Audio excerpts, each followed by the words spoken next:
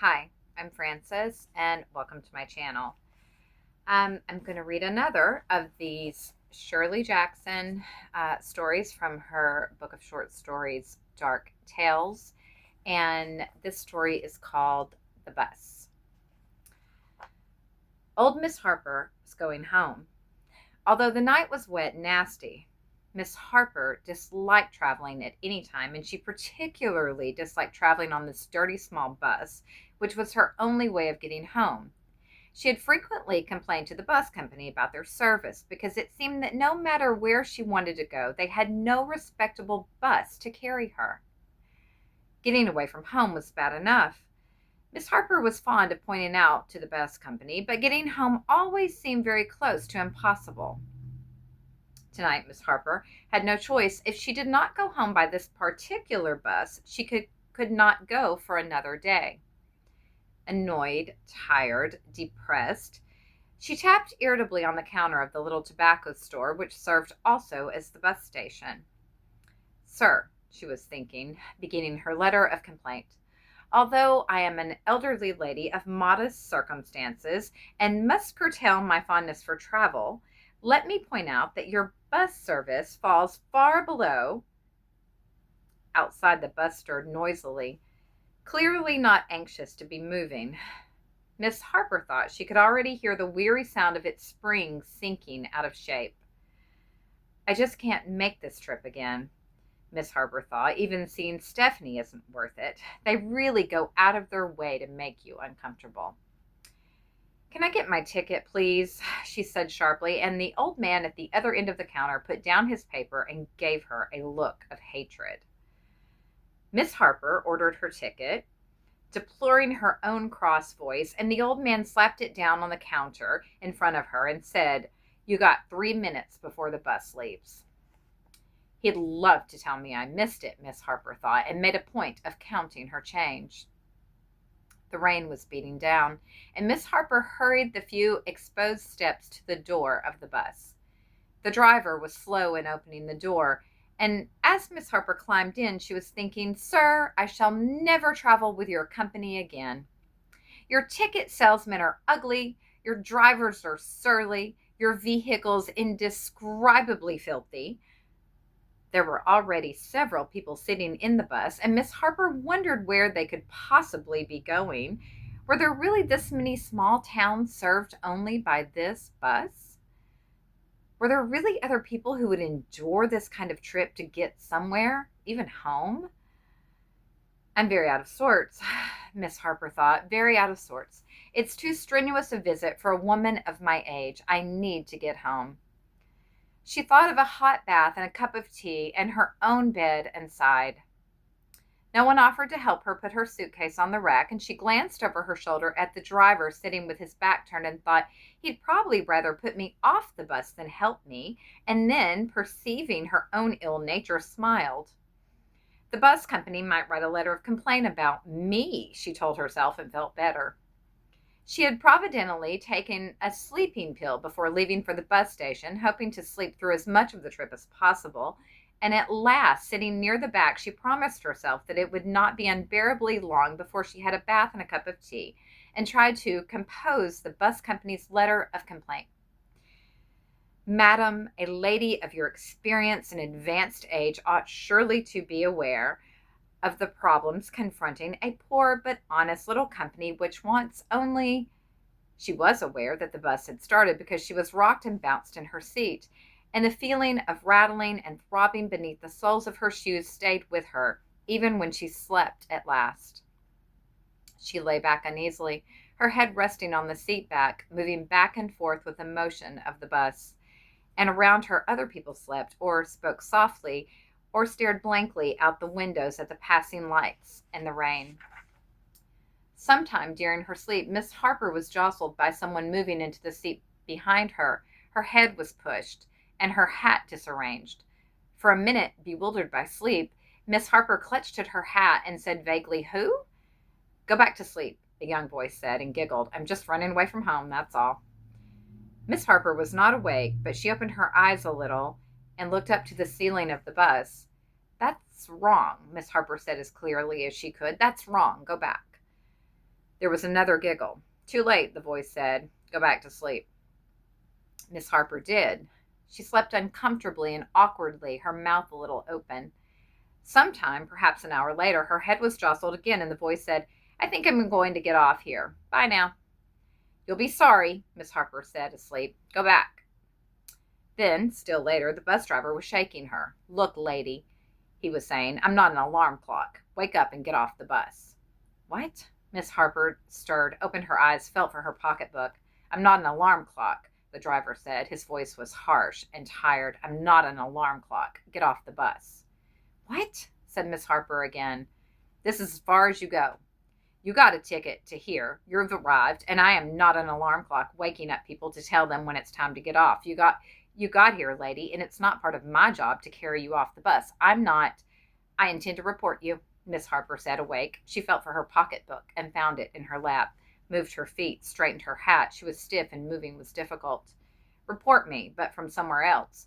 I got a bus to run. Now will you please get off so I can go on my way? His voice was loud, and Miss Harper was sickeningly aware of faces turned toward her from along the bus. Grins, amused comments. The driver turned and stamped off down the bus to his seat, saying, She thinks I'm an alarm clock.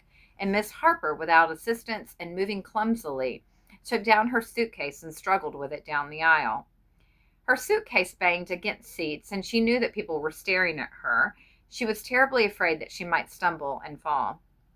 I'll certainly report you, she said to the driver, who shrugged. Come on, lady, he said. It's the middle of the night, and I got a bus to run. You ought to be ashamed of yourself, Miss Harper said wildly, wanting to cry. Lady, the driver said with elaborate patience, please get off my bus. The door was open, and Miss Harper eased herself and her suitcase onto the steep step. She thinks everyone's an alarm clock. Got to see she gets off the bus, the driver said behind her, and Miss Harper stepped onto the ground. Suitcase, pocketbook, gloves, hat, she had them all. She had barely taken stock when the bus started with a jerk, almost throwing her backward, and Miss Harper, for the first time in her life, wanted to run and shake her fist at someone. I'll report him, she thought. I'll see that he loses his job. And then she realized that she was in the wrong place. Standing quite still in the rain and the darkness, Miss Harper became aware that she was not at the bus corner of her town where the bus should have left her. She was on an empty crossroads in the rain. There were no stores, no lights, no taxis, no people. There was nothing, in fact, but a wet dirt road under her feet and a signpost where two roads came together. Don't panic, Miss Harper told herself, almost whispering. Don't panic. It's all right. It's all right. You'll see that it's all right. Don't be frightened. She took a few steps in the direction the bus had gone, but it was out of sight, and when Miss Harper called falteringly, come back and help, there was no answer to the shocking sound of her own voice out loud, except the steady drive of the rain. I sound old, she thought, but I will not panic. She turned in a circle, her suitcase in her hand, and told herself, don't panic. It's all right. There was no shelter in sight, but the signpost said Ricketts Landing. So that's where I am, Miss Harper thought. I've come to Ricketts Landing, and I don't like it here. She set her suitcase down next to the signpost and tried to see down the road. Perhaps there might be a house or even some kind of a barn or shed where she could get out of the rain. She was crying a little and lost and hopeless, saying, please, won't someone come? When she saw headlights far off down the road and realized that someone was really coming to help her, she ran to the middle of the road and stood waving, her gloves wet and her pocketbook draggled. Here, she called, here I am, please come and help me. Through the sound of the rain, she could hear the motor, and then the headlights caught her, and, suddenly embarrassed, she put her pocketbook in front of her face while the lights were on her. The lights belonged to a small truck, and it came to an abrupt stop beside her, and the window near her was rolled down, and a man's voice said furiously, you want to get killed? You trying to get killed or something? What are you doing in the middle of the road, trying to get killed? The young man turned and spoke to the driver. It's some dame running out in the road like that. Please, Miss Harper said, as he seemed almost about to close the window again, please help me. The bus put me off here when it wasn't my stop, and I'm lost. Lost? The young man laughed richly. First I ever heard anyone getting lost in Ricketts Landing. Mostly they have trouble finding it. He laughed again, and the driver, leaning forward over the steering wheel to look curiously at Miss Harper, laughed too. Miss Harper put on a willing smile and said, "Can you take me somewhere? Perhaps a bus station?" "No bus station." The young man shook his head profoundly. "Bus comes through here every night. Stops if he's got any passengers." Well, Miss Harper's voice rose in spite of herself. She was suddenly afraid of antagonizing these young men. Perhaps they might even leave her here where they found her in the wet and dark. "Please," she said, "can I get in with you out of the rain?" The two young men looked at each other. "Take her down to the old lady's," one of them said. "She's pretty wet to get in the truck," the other one said. "Please," Miss Harper said, "I'll be glad to pay you what I can." "We'll take you to the old lady," the driver said. "Come on, move over," he said to the other young man. "Wait, my suitcase."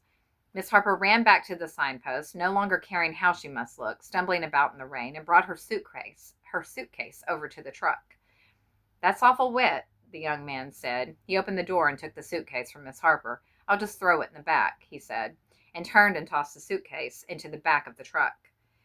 Miss Harper heard the sudden thud of its landing and wondered what things would look like when she unpacked. "My bottle of cologne," she thought despairingly. "Get in," the young man said, "and my God, you're wet." Miss Harper had never climbed up into a truck before, and her skirt was tight and her gloves slippery from the rain. Without help from the young man, she put one knee on the high step and somehow hoisted herself in. "This cannot be happening to me," she thought clearly. The young man pulled away fastidiously as Miss Harper slid onto the seat next to him. "You are pretty wet," the driver said, leaning over the wheel to look around at Miss Harper. "Why were you out in the rain like that?" "The bus driver." Miss Harper began to peel off her gloves. Somehow she had to make an attempt to dry herself. "He told me it was my stop." "That would be Johnny Talbot," the driver said to the other young man. "He drives that bus." "Well, I'm going to report him," Miss Harper said. There was a little silence in the truck, and then the driver said, "Johnny's a good guy. He means all right." "He's a bad bus driver," Miss Harper said sharply. The truck did not move. "You don't want to report old Johnny," the driver said. "I most certainly—" Miss Harper began and then stopped. "Where am I?" she thought. "What is happening to me?" "No," she said at last. "I won't report old Johnny." The driver started the truck, and they moved slowly down the road through the mud and the rain. The windshield wipers swept back and forth hypnotically. There was a narrow line of light ahead from their headlights, and Miss Harper thought, "What is happening to me?"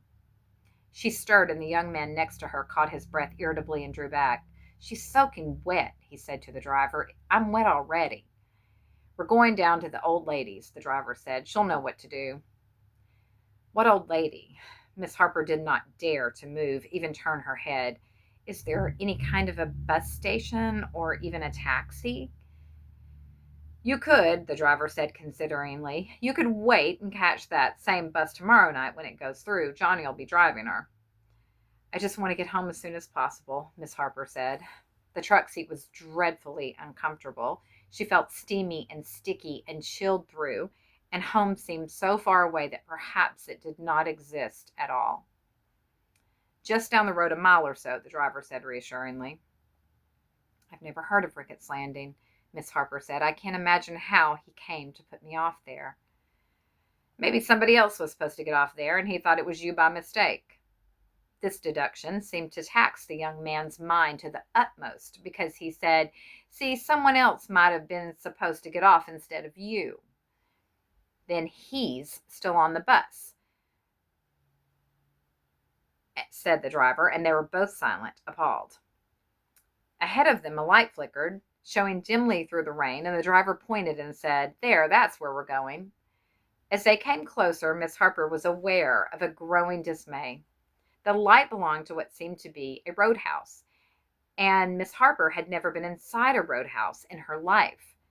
The house itself was only a dim shape looming in the darkness, and the light over the side door illuminated only a sign hanging crooked which read, Beer, Bar, and Grill.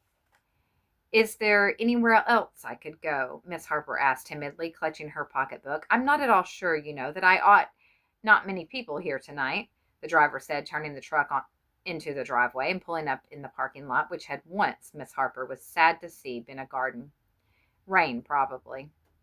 Peering through the window in the rain, Miss Harper felt suddenly a warm stir of recognition, of welcome. It's the house, she thought. Why, of course, the house is lovely. It had clearly been an old mansion once, solidly and handsomely built, with the balance and style that belonged to a good house of an older time. Why? Miss Harper asked, wanting to know why such a good house should have a light tacked on over the side door and a sign hanging crooked, but saying Beer, Bar, and Grill. Why? Asked Miss Harper, but the driver said, this is where you wanted to go. Get her suitcase, he told the other young man. In here? Asked Miss Harper, feeling a kind of indignation on behalf of the fine old house. Into this saloon? Why, I used to live in a house like this, she thought. What are they doing to our old houses? The driver laughed. You'll be safe, he said. Carrying her suitcase and her pocketbook, Miss Harper followed the two young men to the lighted door and passed under the crooked sign. Shameful, she thought. They haven't even bothered to take care of the place. It needs paint and tightening all around and probably a new roof. And then the driver said, come on, and pushed open the heavy door. I used to live in a house like this, Miss Harper said, and the young men laughed. I bet you did, one of them said, and Miss Harper stopped in the doorway staring and realized how strange she must have sounded. Where there had certainly once been comfortable rooms, high-ceilinged and square, with tall doors and polished floors, there was now one large, dirty room with a counter running along one side and half a dozen battered tables. There was a jukebox in the corner and torn linoleum on the floor. Oh, no, Miss Harper said. The room smelled unpleasant, and the rain slapped against the bare windows. Sitting around the tables and standing around the jukebox were perhaps a dozen young people, resembling the two who had brought Miss Harper here, all looking oddly alike, all talking and laughing flatly. Miss Harper leaned back against the door. For a minute, she thought they were laughing at her. For a minute, she thought they were laughing about her. She was wet and disheartened, and these noisy people did not belong at all in the old house. Then the driver turned and gestured to her. Come and meet the old lady, he said, and then to the room at large. Look, we brought company. Please, Miss Harper said, but no one had given her more than a glance. With her suitcase and her pocketbook, she followed the two young men across to the counter. Her suitcase bumped against her legs, and she thought, I must not fall down. Belle, the driver said, look at the stray cat we found. An enormous woman swung around in her seat at the end of the counter and looked at Miss Harper. Looking up and down, looking at the suitcase and Miss Harper's wet hat and wet shoes, looking at Miss Harper's pocketbook and gloves squeezed in her hand, the woman seemed hardly to move her eyes. It was almost as though she absorbed Miss Harper without any particular effort. Hell, you say, the woman said at last. Her voice was surprisingly soft. Hell, you say. She's wet, the second man said. The two young men stood on either side of Miss Harper, presenting her, and the enormous woman looked her up and down. Please, Miss Harper said. Here was a woman, at least, someone who might understand and sympathize. Please, they put me off my bus at the wrong stop, and I can't seem to find my way home. Please. Hell, you say, the woman said and laughed, a gentle laugh. She sure is wet, she said. Please, Miss Harper said. You'll take care of her, the driver asked. He turned and smiled down at Miss Harper, obviously waiting and remembering. Miss Harper fumbled in her pocketbook for her wallet. How much, she was wondering, not wanting to ask. It was such a short ride, but if they hadn't come, I might have gotten pneumonia and paid all those doctor bills. I have caught cold, she thought with great clarity, and chose two $5 bills from her wallet. They can't argue over $5 each, she thought, and sneezed.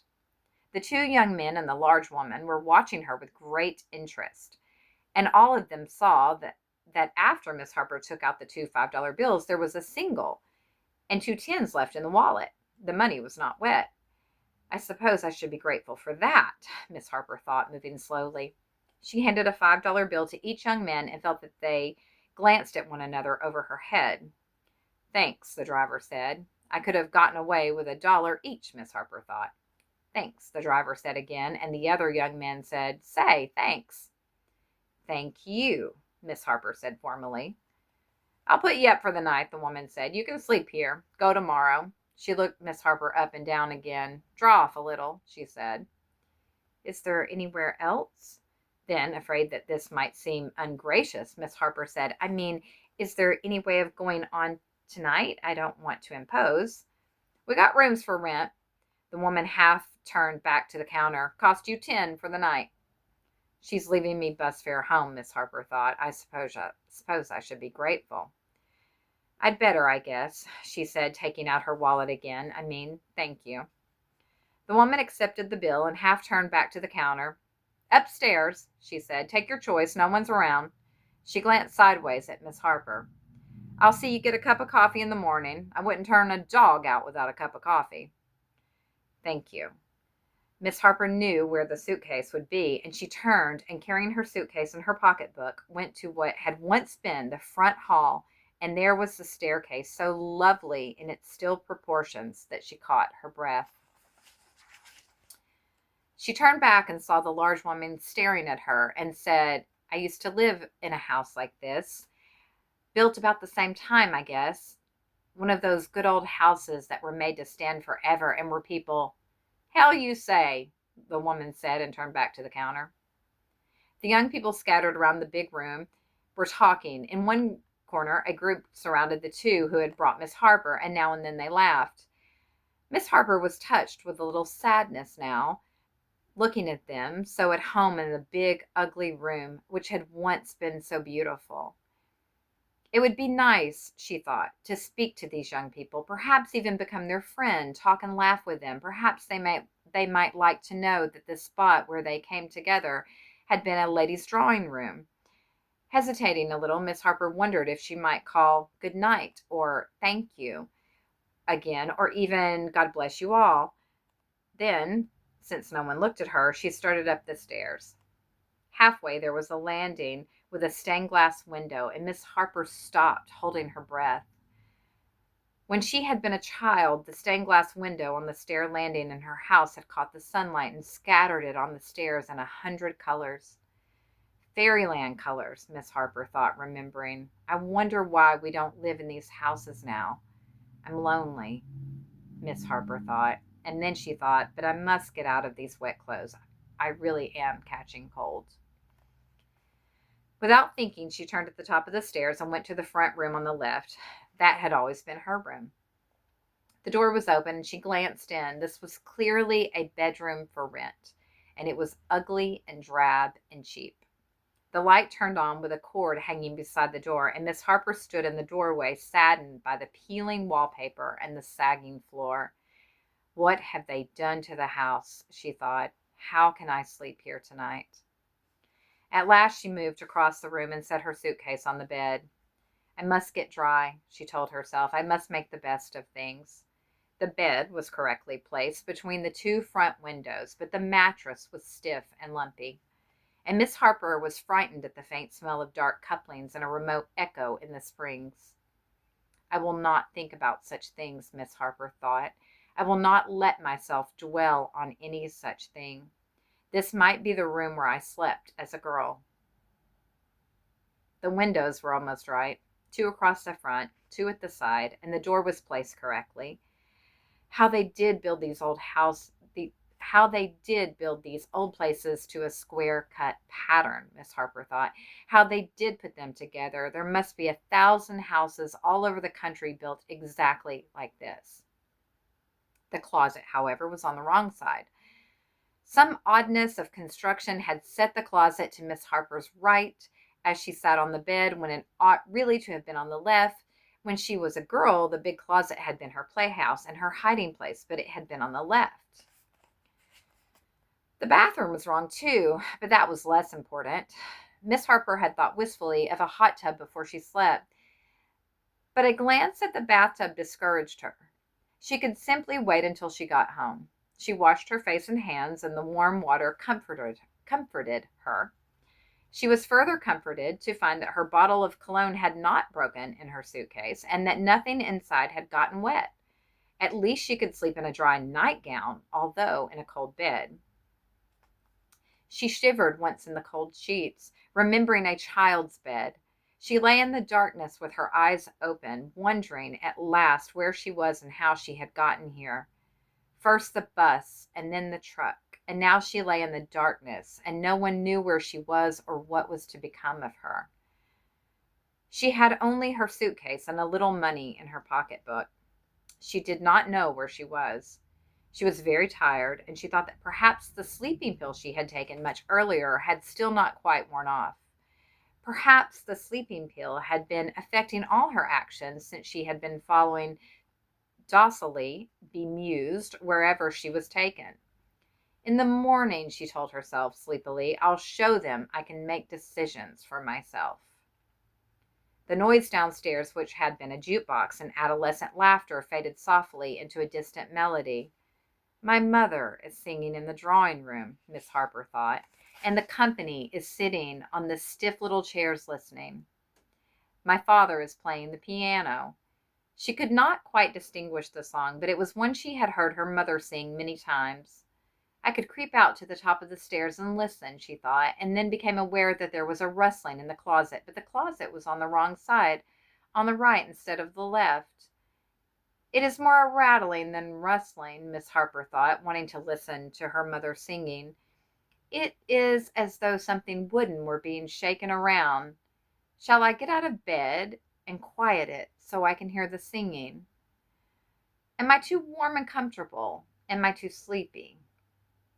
The closet was on the wrong side, but the rattling continued just loud enough to be irritating.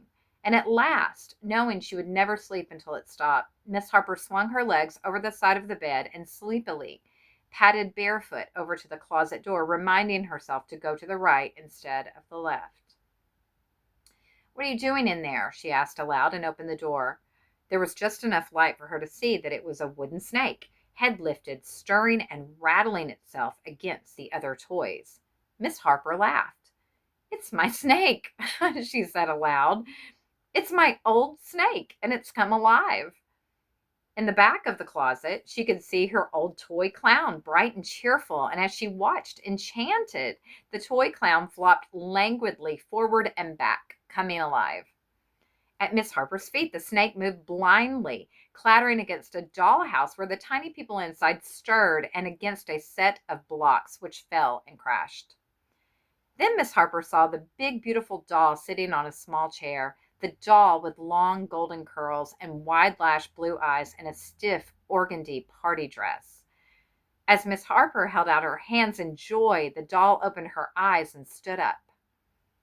Rosabelle, Miss Harper cried out. Rosabelle, it's me. The doll turned, looking wildly at her, smile painted on. The red lips opened and the doll quacked outrageously, a flat, slapping voice coming out of that fair mouth.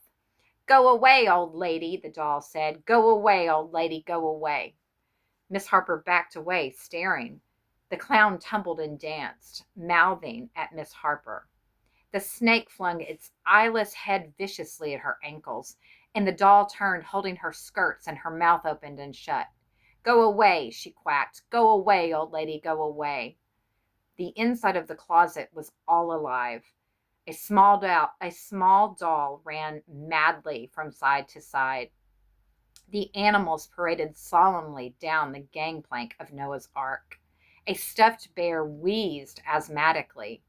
The noise was louder and louder, and then Miss Harper realized that they were all looking at her hatefully and moving toward her. The doll said, old lady, and stepped forward. Miss Harper slammed the closet door and leaned against it.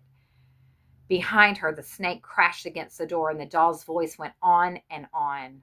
Crying out, Miss Harper turned and fled. But the closet was on the wrong side, and she turned the wrong way and found herself cowering against the far wall with the door impossibly far away, while the closet door slowly opened and the doll's face, smiling, looked for her. Miss Harper fled. Without stopping to look behind, she flung herself across the room and through the door, down the hall and on down the wide, lovely stairway. "Mommy," she screamed. "Mommy, mommy." Screaming, she fled out the door. "Mommy," she cried, and fell, going down and down into darkness, turning, trying to catch onto something solid and real, crying. "Look, lady," the bus driver said, "I'm not an alarm clock. Wake up and get off the bus." "You'll be sorry," Miss Harper said distinctly. "Wake up," he said. "Wake up and get off the bus." "I intend to report you," Miss Harper said. "Pocketbook, gloves, hat, suitcase." "I'll certainly report you," she said, almost crying. "This is as far as you go," the driver said. The bus lurched, moved, and Miss Harper almost stumbled in the driving rain, her suitcase at her feet, under the sign reading Ricketts Landing. The end.